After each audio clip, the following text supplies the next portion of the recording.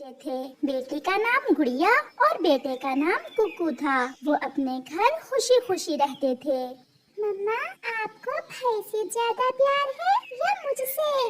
मुझसे। मम्मा मुझसे ज्यादा प्यार करती है। मुझे आप दोनों से एक जैसा प्यार है। बेटा, मम्मा पापा के लिए सभी बच्चे एक जैसे ही होते हैं। वो सब अपने घर में ऐसे बैठे हुए थे। आइए तोते भैया, आज कैसे आना हुआ? रानो, मैं आपकी माँ वाले जंगल से आया हूँ। आपकी माँ की तबीयत बहुत खराब है। आपकी माँ ने संदेश भेजा है कि आप उसे आकर मिल जाएं। मेरा दिल कल से बहुत उदास था और मेरा ध्यान मेरी माँ की तरफ ही जा रहा था। परंतु तोते भैया, मेरे बच्चे अभी ज्यादा उड़ नहीं सकते। आप मेरे बच्चों को अपने पास रख ले। चिड़िया बहन, मेरी पत्नी तो कल से अपने मैके गई हुई है। मैं अकेला बच्चों को कैसे संभाल सकूंगा? आप इन्हें साथ ही ले जाएं। से चला जाता है। मम्मा, कौन था? बेटा, आपकी नानो ठीक नहीं है, मुझे वहाँ जाना होगा। मम्मा, मैं भी साथ जाऊंगा। और मैं भी। पिछली बार भी भाई गया था, अब मेरी बारी है। वो दोनों बच्चे ऐसे लड़ रहे थे। बच्चों, आप ऐसी जिद ना करो, मैं पहले ही दोनों बच्चों को साथ लेकर कौवे के पास जाती है, जो उनका पड़ोसी था। कालू भैया, मेरी माँ बहुत बीमार है और मुझे माँ के पास जाना है। आप एक रात के लिए मेरे बच्चों को अपने घर में रख लें। इससे पहले कि कालू बोलता, उसकी पत्नी गौरी कहती है, चिड़िया बहन चिंता न करें, मैं बच्चों को देख लूंगी। मैं इन्हें भोजन भी दे दूंगी और ये जग्गू के साथ खेल भी लेंगे। जाए आप चिड़िया बहन, पड़ोसी एक दूसरे के दुख सुख के साथी होते हैं। गुड़िया और कुकू बेटा, अपने अंकल और आंटी को तंग ना करना, कोई शरारत ना करना। और मम्मा, आप भी बच्चों को कौवे के पास छोड़कर चली जाती है। मम्मा, आपने इन्हें मेरे घर में क्यों आने दिया? नहीं बेटा, ऐसा नहीं कहते। ये हमारे पड़ोसी हैं। कभी हम पर भी मुश्किल समय आ सकता है। आप ये अंगूर खा लें। गुड़िया और कुकू को भी देना। मैं और आपके पापा आपके लिए गौरी कभी भोजन लेने चले जाते हैं। भैया, मुझे भूख लगी है। जग्गू, गुड़िया को भूख लगी है, थोड़े से अंगूर गुड़िया को भी दे दो। चल भाग यहाँ से, इन अंगूरों से तो मेरा ही पेट भरेगा। फिर जग्गू कौवा, जो बहुत शरारती था, गुड़िया और कुकू को दिखा दिखा कर अंगूर खाता है और उन्हें थोड़े से भी अंगूर नहीं देता। बेटी, कल से बुखार है और शरीर में बहुत दर्द है।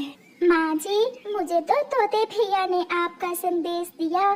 कुकू और गुड़िया कहाँ हैं? माँ जी, मैं उन्हें कालू और गौरी के पास छोड़ कर आई हूँ। और कभी भी भोजन लेकर घर वापस आ जाते हैं। अंकल, अंकल, गुड़िया को बहुत भूख लगी है और जग्गू ने हमें कुछ भी खाने को नहीं दिया। मुझे ये दोनों अच्छे नहीं लगते और उन अंगूरों से तो मेरा ही पेट भरा था। ये लो बेटा, आप ये फल और दाना खा लें। फिर कुकू और गुड़िया भोजन खा लेते। चले जाएंगे ना? जग्गू, आप भी तो मेरे भाई जैसे ही हैं, फिर आप हमसे ऐसे नफरत क्यों करते हैं? मुझे किसी से दोस्ती करना अच्छा नहीं लगता और ना ही ये कि कोई मेरे घर में रहे। चुप चुप कर जाओ, तुम्हारी जुबान कुछ ज्यादा ही चलने लगी है। मैं इन्हें अपने साथ नहीं सोने दूंगा, मैं अकेला ही सोऊंगा। ऐसा कहते हुए जग्गू अपने घोंसले में सो जाता है। आप यहाँ आ जाओ मेरे बच्चों, आप मेरे साथ सो जाओ। ये जग्गू तो ऐसे ही है। माँ जी, अब मैं जाती हूँ, बच्चे मुझे याद कर रहे होंगे। हाँ बेटी, अब आप जाओ। आपको देखकर मैं पहले से बेहतर हूँ। अब मेरा बुखार भी ठीक हो गया है।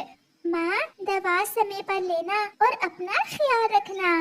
बेटी, ये कुछ लड्डू हैं, मैंने अपने नवासों के लिए बना कर रखे थे। ये लिया लड्डू लेकर अपनी माँ वाले जंगल से अपने जंगल की तरफ उड़ती है।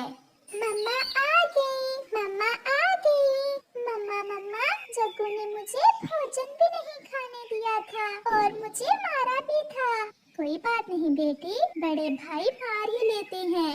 ये झूठ बोल रही है आंटी। परंतु कुकू खामोश रहता है। कौवा और कव्वी भी नदी से पानी पीकर आ जाते हैं। में धन्यवाद की क्या बात है। और आप बताएं माँ जी अब कैसी हैं? माँ जी अब पहले से ठीक हैं। बुखार था, दवा ली है और अब बेहतर हैं। चिड़िया अपने बच्चों को साथ लेकर अपने घर चली जाती है।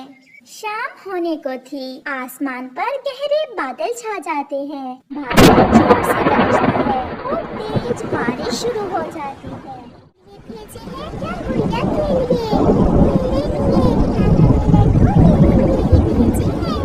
आपके नानों ने ये लड्डू आप दोनों के लिए भेजे हैं। तेज बारिश में गुड़िया और कुकू अपने घर में बैठे अपनी नानों के पंखों से बने हुए लड्डू खा रहे थे। आप लड्डू खाकर सो जाओ बच्चों, मैं भी बहुत थकी हुई हूँ। मेरे शरीर में बहुत दर्द है, मैं तो सोने लगी हूँ। फिर मम्मा चिड़िया सो जाती है। कुकू, ये जग्गू कितना बुरा है, किसी से दोस्ती नहीं करता, सबको मारता है। नहीं गुड़िया, मम्मा कहती है किसी को बुरा नहीं कहते, और जो आपके साथ बुरा करे आप उसके साथ भी अच्छाई करो। वो दोनों बहन भाई ऐसे बातें करते करते सो जाते। जोर से गरजता है और एक तेज बिजली कौवों के घर पर गिरती है, जिससे कौवों के घर को आग लग जाती है और उनका घर टूट जाता है। मम्मा कौवी और पापा कौवा मर जाते हैं और जग्गू एक बड़ी लकड़ी के नीचे दब जाता है। रात ऐसे ही गुजर जाती है। सुबह हो जाती है। बारिश भी के पास जमा थे। तोता, चिड़िया और कबूतर जग्गू को लकड़ी के नीचे से बाहर निकालते हैं। मेरे मम्मा पापा मर गए हैं, मैं अकेला रह गया। वो छोटा कौवा ऐसे रो रहा था। चिड़िया बहन, जग्गू अभी छोटा है, आप पड़ोसी हो, ऐसा करें आप जग्गू को अपने साथ अपने घर ले आती है। गुड़िया और कुकू बेटा, आज से जग्गू हमारे साथ ही रहेगा। इसके मम्मा और पापा रात बारिश में मर गए हैं। जग्गू रो रहा था और गुड़िया और कुकू से डर भी रहा था। जग्गू भाई, बहुत बुरा हुआ जो आपके मम्मा और पापा मर गए। आप डरो मत, हम आपसे वो सब नहीं करेंगे जो आपने हमारे साथ किया था। आज से हम 2 नहीं बल्कि 3 बहन भाई हैं। मुझे माफ कर दो गुड़िया और कुकू, मैंने हमेशा आपसे लड़ाई की। अगर आज आप मुझे अपने घर में ना रखते तो मैं तो मर ही जाता। फिर वो सब इकट्ठे रहते हैं। प्यारे दोस्तों, इस कहानी से हमें सीख मिलती है, हमेशा दूसरों से अच्छाई करो और अपने पड़ोसी